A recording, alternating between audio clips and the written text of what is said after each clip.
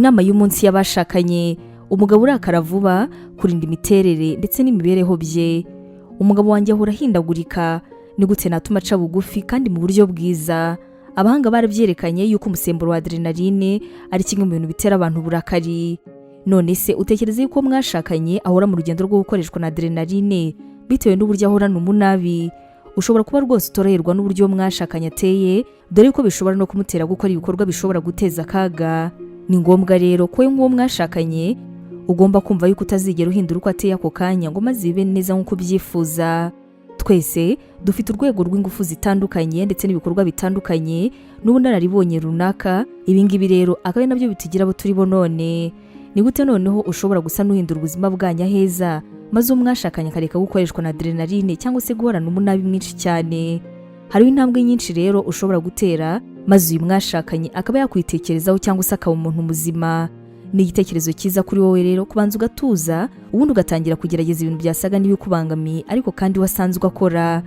Gerageza umubwire uti, nzi yuko ukunda kino kintu kandi ndabizi yuko ari igice cy'imibereho yawe, utari ko ndifuza yuko rwose wagira umutekano. Uti nakuna ahubwo ibintu twabitwara dutya.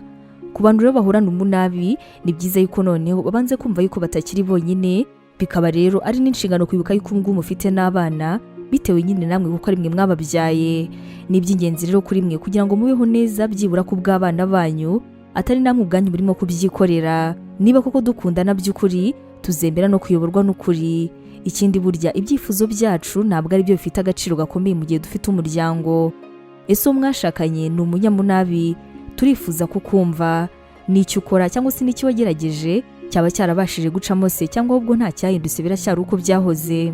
Ubu butumwa mwabuteguriye kandi mwabugezwagaho na Nibintije Evangelical Ministries International, ariyo magambo ahinnye izwi nka Nemi.